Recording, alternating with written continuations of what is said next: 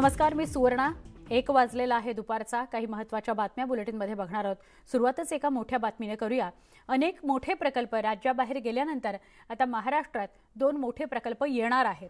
पुण्यामध्ये 1600 कोटी रुपयांची गुंतवणूक करण्यात येणार आहे.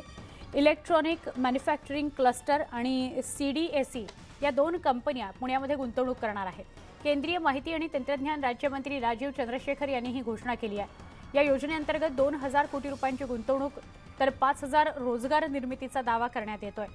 इलेक्ट्रॉनिक मॅन्युफॅक्चरिंग क्लस्टर ही कंपनी 600 कोटींची गुंतवणूक करणार आहे, तर CDAC ही कंपनी 1000 कोटींची गुंतवणूक करणार आहे. त्यामुळे एकूण 1600 कोटी रुपयांची गुंतवणूक या 2 कंपन्यांच्या माध्यमातून पुण्यामध्ये केली जाणार आहे. यातून रोजगार निर्मिती सुद्धा होणार आहे. सध्या अनेक प्रकल्प राज्याबाहेर गेल्यानंतर आता महाराष्ट्रासाठी हे 2 प्रकल्प येणं ही दिलासादायक बाब आहे.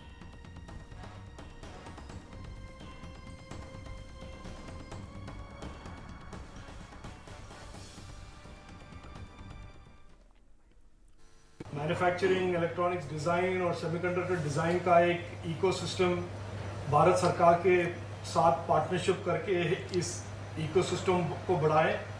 हमारे युवा महाराष्ट्रियंस को इस अवसर, ये नए अपॉर्चुनिटीज़ क्रिएट करें. तो आज मुझे बहुत खुशी है कि भारत सरकार, प्रधानमंत्री मोदी जी की सरकार ने रंजनगांव में इस 500 करोड़ के EMC का मंजूरी दी है. और साथ साथ बहुत आने वाले दिनों में एक हफ्ते 10 दिन में CDAC पुणे में एक रोड शो भी हम लॉन्च करेंगे, जहां पर हम प्रधानमंत्री मोदी जी के द्वारा जो 1000 करोड़ का future design semiconductor design startups के लिए फाइनेंशियल सपोर्ट जो उन्होंने ऐलान किया है, उसके बारे में भी हम रोड शो करेंगे, ताकि Maharashtra based startups semiconductor design, micro electronics design में भी उभरें और नए स्टार्टअप्स क्रिएट हों. जो हैं आज के स्टार्टअप्स वो भी थोड़ा एक्सपैंड करें, और उसके लिए फाइनेंशियल सपोर्ट भारत सरकार देने के लिए तैयार है, क्योंकि उसमें 1000 करोड़ के फ्यूचर डिज़ाइन स्कीम में हम स्टार्टअप्स को प्रोत्साहन देना चाहते हैं. इलेक्ट्रॉनिक्स, जो आज के दिन में प्रधानमंत्री मोदी जी ने फरवरी 2022 में कहा है कि इलेक्ट्रॉनिक्स के इस बदलते हुए, कोविड के बाद इस बदलते हुए ग्लोबल वैल्यू चेन्स या ग्लोबल विश्व के सप्लाई चेन्स में भारत एक मैन्युफैक्चरिंग, इलेक्ट्रॉनिक्स डिज़ाइन और सेमीकंडक्टर डिज़ाइन का एक इकोसिस्टम. आमचे प्रतिनिधी तुषार रुपनवर आपल्या सोबत आहेत, त्यांच्याशी बोलूया. तुषार, गेले काही काळ आपण बघतोय सतत विरोधक टीका करतायत की सत्ताधाऱ्यांमुळे येणारे महाराष्ट्रातले प्रकल्प गुजरातकडे किंवा इतर राज्यांकडे जात आहेत. आता मात्र या 2 प्रकल्पांविषयी जी माहिती मिळते आहे ती दिलासादायक आहे. सुवर्ण, आपण जर पाहिलं असेल तर सातत्याने होणाऱ्या टीकेला उपमुख्यमंत्री देवेंद्र फडणवीस यांनी आपल्याला कृतीतून उत्तर देताना पाहायला मिळते. महाराष्ट्राला इलेक्ट्रॉनिक मॅन्युफॅक्चरिंग क्लस्टर अखेर मंजूर झालेला आहे.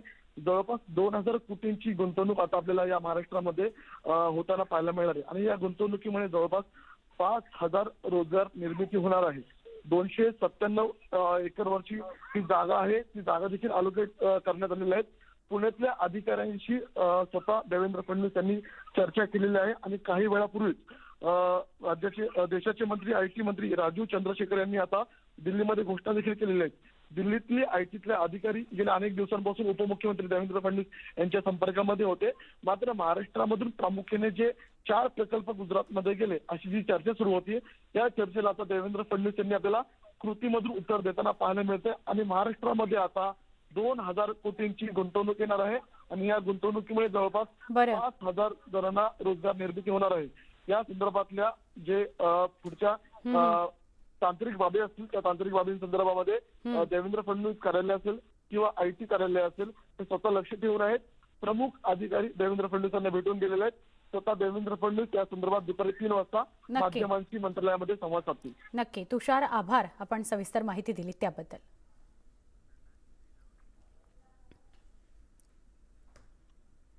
दरम्यान महाराष्ट्रात येणारा प्रत्येक प्रकल्प गुजरातला जातोय हे वाईट आहे. पंतप्रधान नरेंद्र मोदींनी यावर विचार करायला हवा, असं विधान महाराष्ट्र नवनिर्माण सेनेचे अध्यक्ष राज ठाकरे यांनी केलंय. पहिल्यापासून माझं मत हे असंच होतं की पंतप्रधान हे देशाचे आहेत आणि देशाच्या बाबतीत त्यांच्यासाठी प्रत्येक राज्य हे त्यांच्या समान मुलांसारखं असलं पाहिजे. म्हणजे उद्या जर समजा महाराष्ट्रामधला हा प्रकल्प जर समजा बाहेर गेला असता आणि समजा तो जर असं पकडा की आसामला गेला असता तर मला वाईट नसतं वाटलं. म्हणजे मला आजही गुजरातला गेलाय वगैरे, शेवटी देशातच आहे तो, परंतु वाईट या गोष्टीचं वाटतं की जो प्रकल्प येतोय, जो बाहेर पडतोय तो गुजरातला जातो. आणि मला असं वाटतं पंतप्रधानांनी म्हणून स्वतः याच्याकडे लक्ष देणं गरजेचं आहे की प्रत्येक गोष्ट ही जर गुजरातमध्ये जात असेल तर मग राज ठाकरे ज्या वेळेला महाराष्ट्राबद्दल बोलतो त्यावेळेला त्याला संकुचित बनण्यासारखं काय आहे. शिवसेना उद्धव बाळासाहेब ठाकरे पक्षाचे जिल्हा प्रमुख विजय देवणे यांना बेळगावमध्ये जाण्यास बंदी घालण्यात आली आहे. उद्धव ठाकरेंच्या पक्षाचे कार्यकर्ते आज बेळगावच्या दिशेने मशाल रॅली घेऊन निघालेत. बेळगावात काळ्या दिनाच्या पार्श्वभूमीवर ठाकरेंचा पक्ष बेळगावकडे निघालाय. दरम्यान महाराष्ट्र एकीकरण समितीचे नेतेही कोल्हापुरात दाखल झालेत. याच पार्श्वभूमीवर महाराष्ट्र कर्नाटक सीमेवर मोठा पोलीस बंदोबस्त तैनात करण्यात आलाय. कोल्हापूर जिल्ह्यातून बेळगावकडे जाणाऱ्या वाहनांची कर्नाटक पोलिसांकडून तपासणी सुरू केली जाते. उद्या होणाऱ्या काळ्या दिनानिमित्त कर्नाटक पोलिसांनी ही तपासणी सुरू केली आहे. सीमा भागात तणावाची स्थिती असल्याचं चित्र आहे.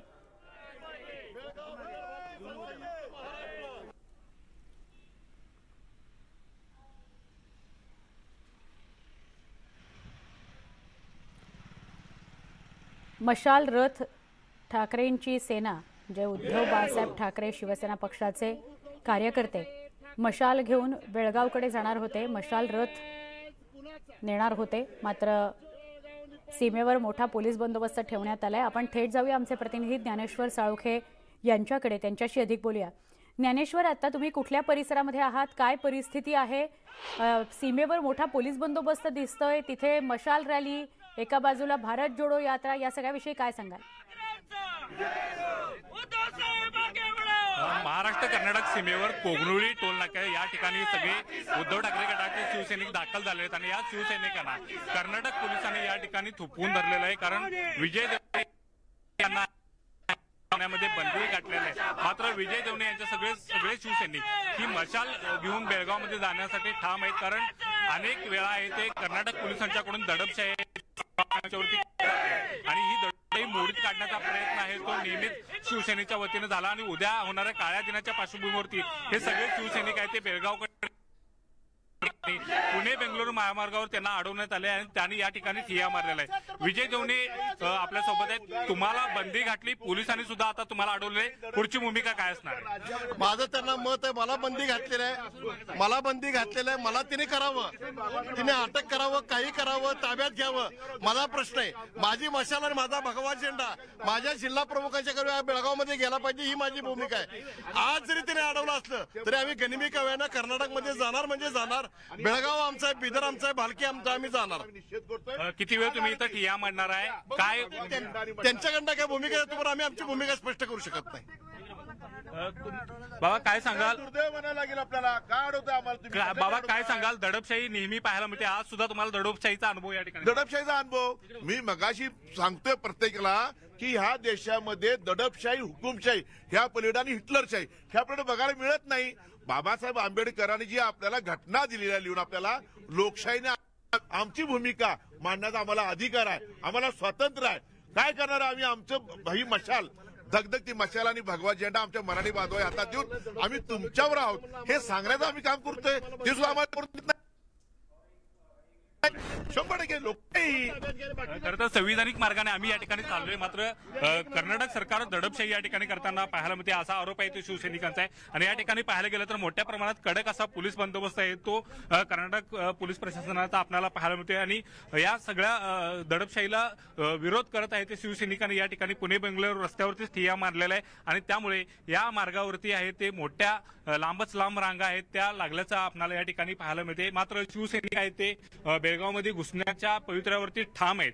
त्यामुळे आता नेमकी या पुढची भूमिका काय राहणार हेच पाहणं महत्वाचं असणार आहे. मात्र सध्या या परिसरामध्ये पाहायला गेलं तर सध्या तणावाची परिस्थिती आहे आणि शिवसैनिक बेळगावमध्ये घुसण्याच्या निर्णयावरती ठाम असून त्यांनी पुणे बेंगळुरू महामार्ग आहे तो काही काळ आता रोखून धरल्याचं पाहायला मिळतंय. बरोबर ज्ञानेश्वर, धन्यवाद. आपण ज्या ठिकाणी हे आंदोलन सुरू आहे तिथून थेट माहिती दिली आमचे प्रतिनिधी ज्ञानेश्वर साळुखे यांनी. मनसे पदाधिकाऱ्यांची आज महत्त्वाची बैठक पार पडते आहे। MIG क्लबमध्ये राज ठाकरेंच्या उपस्थितीत ही बैठक पार पडते आहे। आगामी निवडणुकीच्या पार्श्वभूमीवर राज ठाकरे आढावा घेत आहेत।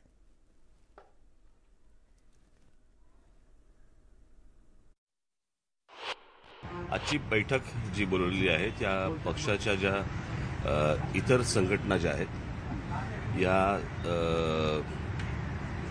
संघटनांच्या संदर्भामध्ये गेली बरीच वर्ष ते काम करत आहेत आणि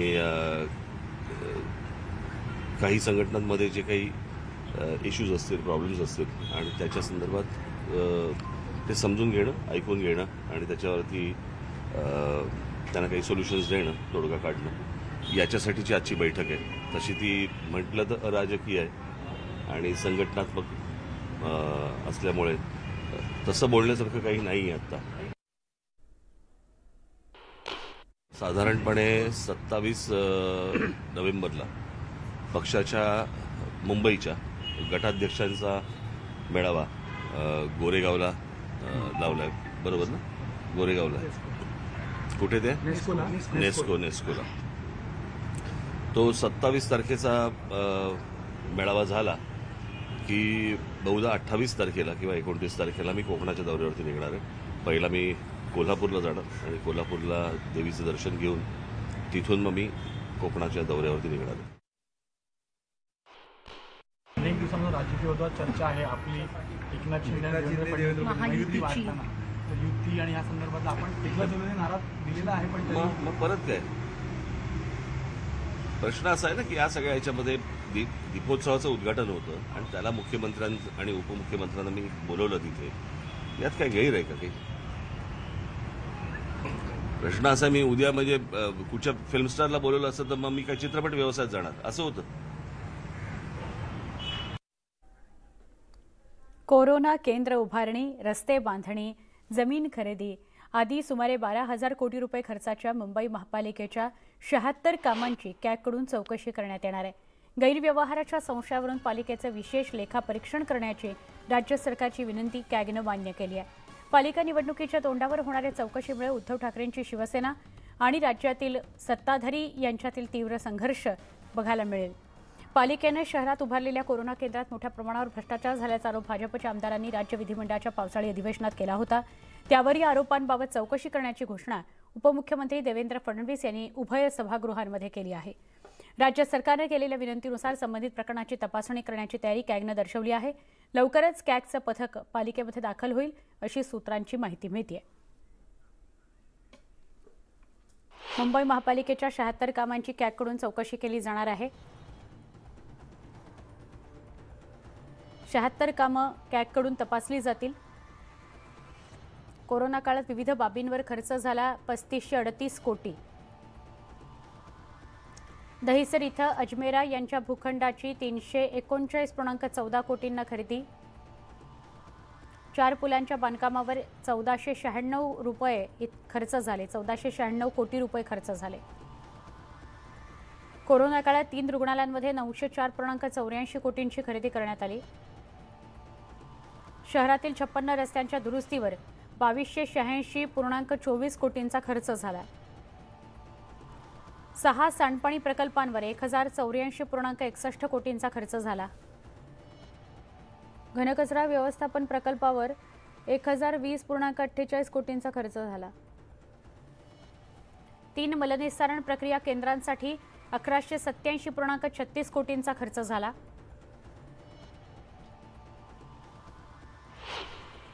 नाही, जे काय असेल ते त्याच्यामध्ये कॅगचं चौकशी होईल आणि जे काय असेल ते समोर येईल। परंतु आपल्याला मी सांगू इच्छितो, कुठलीही चौकशी सूडबुद्धीने, आकसापोटी, राजकीय हेतूने केली जाणार नाही। त्यामध्ये पारदर्शकता असेल आणि त्यामुळे अहवाल चौकशी झाल्यानंतर, अहवाल आल्यानंतर पुढचं आपल्याला जे काही बोलता येईल। कॅग ऑडिट तर होतंच आणि मागणी केल्यावर तर वेगाने होईल आणि मग या ऑडिटमध्ये जर काही दोष असतील, उणिवा असतील, काही चुका असतील किंवा भ्रष्टाचार असेल तर तो उघडकीस येईल. आणि त्यामध्ये मला वाटतं की कॅगचं ऑडिट हे करणं हे कायद्याच्या अंतर्गत गरजेचंच आहे. डीजेचे तंबू बांधणाऱ्या लोकांना महानगरपालिकेचं कोविड सेंटरचं काम कसं मिळालं, कुठले डॉक्टर्स पुरवण्याचं काम ज्या माणसाला मिळालं त्याच्याकडे एक्सपिरियन्स नसताना त्याला काम कसं दिलं, मला असं वाटतं या सगळ्यामध्ये समाविष्ट होईल.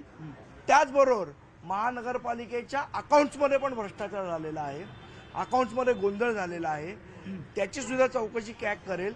त्याची सुद्धा आम्ही महानगरपालिकेला पत्र लिहून सांगितलेलं आहे की त्याची सुद्धा चौकशी व्हावी. त्या सगळ्याची चौकशी होईल. एवढं मात्र नक्की कॅगच्या माध्यमातून वीरप्पन गँगचा एन्काउंटर 100% होणार आहे. गेल्या 2 वर्षातील मुंबई महानगरपालिकेच्या कारभाराची कॅगमार्फत चौकशी करण्याचे आदेश राज्य सरकारनं दिलेत. कोणताही ट्रॅक रेकॉर्ड नसलेल्या नवीन कंपन्यांना कोरोना काळात बीएमसीनं कंत्राट दिल्याची माहिती समोर आली आहे. कोरोना काळात झालेल्या कामांच्या वाटपाची कॅग या स्वायत्त संस्थेच्या माध्यमातून चौकशी करण्याचे आदेश राज्य सरकारनं दिलेत. या माध्यमातून मुंबई महापालिकेतील कोरोना केंद्राचं वाटप, त्यासाठी लागणाऱ्या वस्तूंची खरेदी, त्याचे नियमबाह्य पद्धतीनं झालेलं कामाचं वाटप हे सगळं चौकशीच्या फेऱ्यात आणलं जाईल. यात दहिसर इथल्या जमिनीचा व्यवहार तसंच कार्यालयातील अधिकारी आणि राजकारणी यांची कथित संबंध असलेल्या विक्रेत्यांकडून उपकरणं, औषधं आणि ऑक्सिजन खरेदी प्रकरणाचीही चौकशी केली जाणार आहे.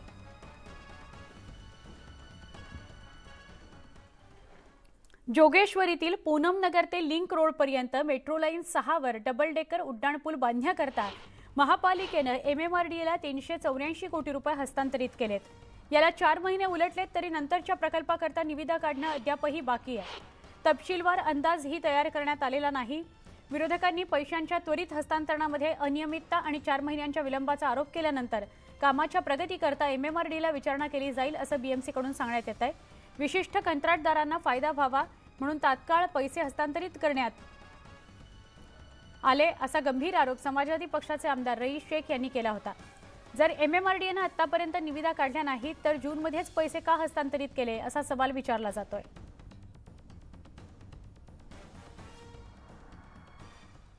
आमदार रवी राणा आणि देवेंद्र फडणवीसांची सागर बंगल्यावर चर्चा झाली. बच्चू कडूंबद्दल जे वक्तव्य केलं ते मागे घेत असल्याचं रवी राणांनी स्पष्ट केलं. आम्ही दोघेही सरकारसोबत आहोत, त्यामुळे आमच्यातील मतभेद बाजूला ठेवून सरकारसोबत राहणार आहोत असं रवी राणा म्हणाले. तसंच आपल्या वक्तव्याने कुणाचं मन दुखावलं गेलं असेल तर त्यांची दिलगिरीही रवी राणांनी व्यक्त केली.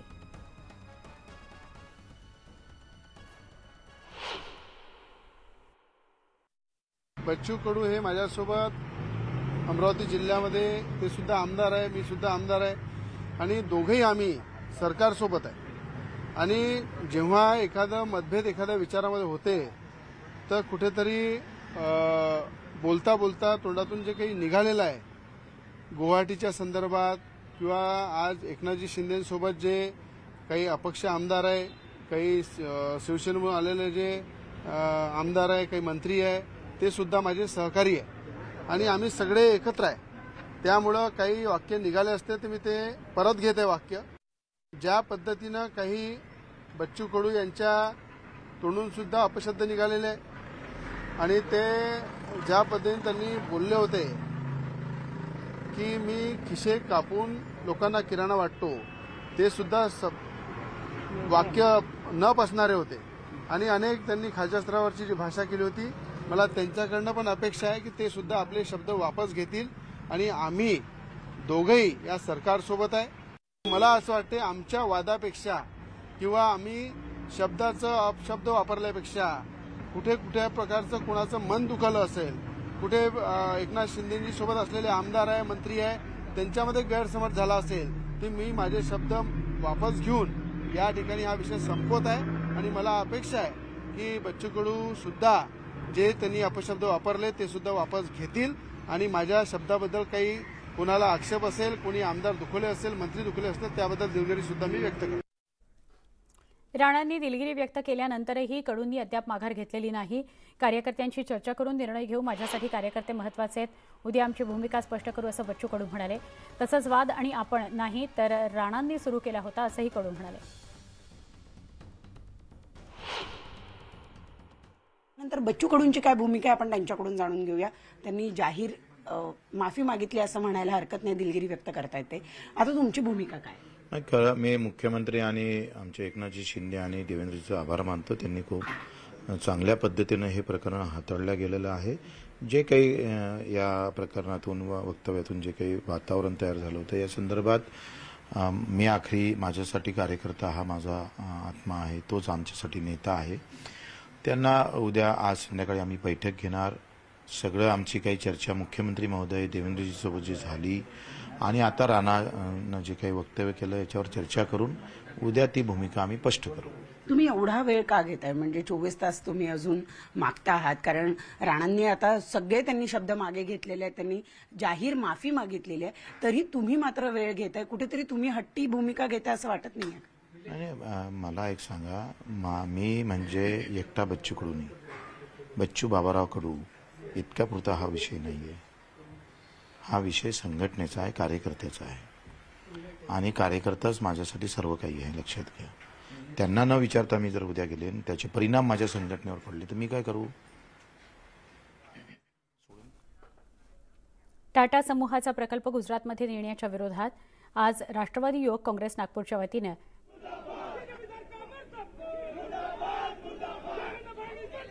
नागपूरमध्ये राष्ट्रवादी काँग्रेसचं आंदोलन सुरू आहे. त्याचं थेट प्रक्षेपण आपण बघतोय. देवेंद्र फडणवीस यांच्या निवासस्थानापर्यंत मोर्चा काढण्यात आला. राष्ट्रवादी युवक काँग्रेस अध्यक्ष मेहबूब शेख, दुनेश्वर पेठे यांच्या नेतृत्वात मोर्चा काढण्यात आला. आंदोलनाची ही थेट दृश्य आपण बघतोय. देवेंद्र फडणवीसांच्या निवासस्थानासमोर आंदोलन सुरू आहे. पोलिसांनी या कार्यकर्त्यांची धरपकड केलेली आहे. एनसीपीचे युवक काँग्रेसचे हे सगळे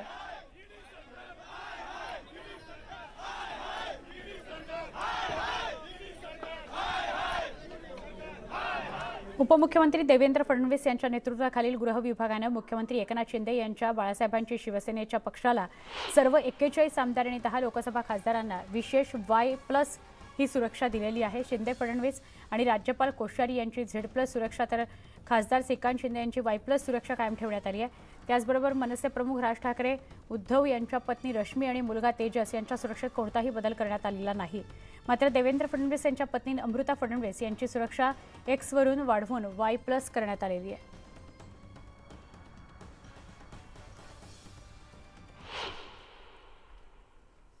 सुरक्षेत वाढ कुणा संदर्भातली केली आहे बघूया. बाळासाहेबांची शिवसेनेच्या 41 आमदार यांना Y+ सुरक्षा, बाळासाहेबांची शिवसेनेच्या 10 खासदारांना Y+ सुरक्षा, अमृता फडणवीस, देवेंद्र फडणवीस यांच्या पत्नी त्यांना Y+ सुरक्षा,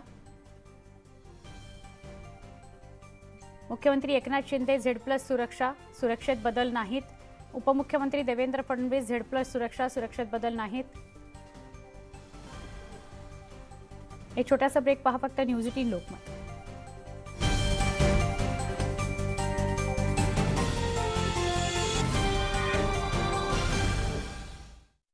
सातव्या गाळप हंगामाला शेतकऱ्यांच्या उपस्थितीत मोळी टाकून सुरुवात झाली आहे.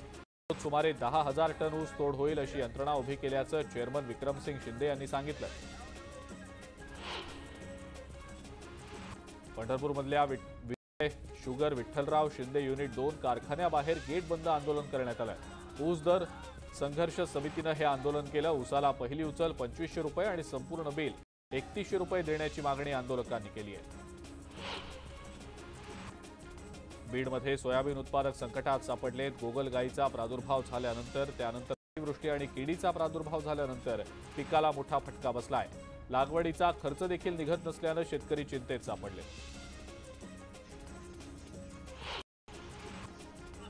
अतिवृष्टीनंतर पिकांना मोठा फटका बसला असून भाजीपाला महागलाय. औरंगाबादमध्ये सर्वसाधारण भाज्या 80 ते 100 रुपये तर शेवगा तब्बल 200 रुपये किलोनं विकला जातोय. त्यामुळे सर्वसामान्यांच्या खिशाला कात्री लागली आहे.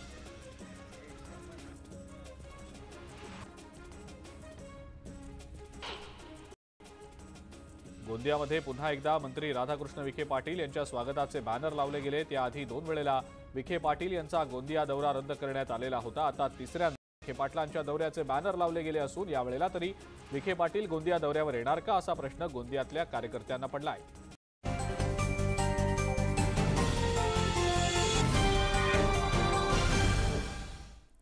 बुलेटिनमध्ये पुन्हा एकदा स्वागत. महावितरणचा भोंगळ कारभार वाशिम जिल्ह्यात पाहायला मिळाला. बोरखेडी गावात विद्युत पुरवठा करणाऱ्या तारा जीर्ण झाल्यानं हवेच्या प्रवाहानं घर्षण होऊन मोठ्या ठिणग्या पडल्या। यामुळे मोठी दुर्घटना होऊ शकते। मात्र महावितरण याकडे दुर्लक्ष करत असल्यानं ग्रामस्थांमध्ये भीतीचं वातावरण आहे।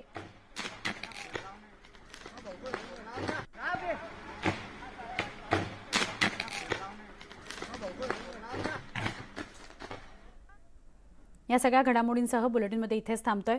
या बुलेटिनमधून जाताना आपण राज्यातल्या प्रमुख शहरांच्या तापमानावर नजर टाकणार आहोत।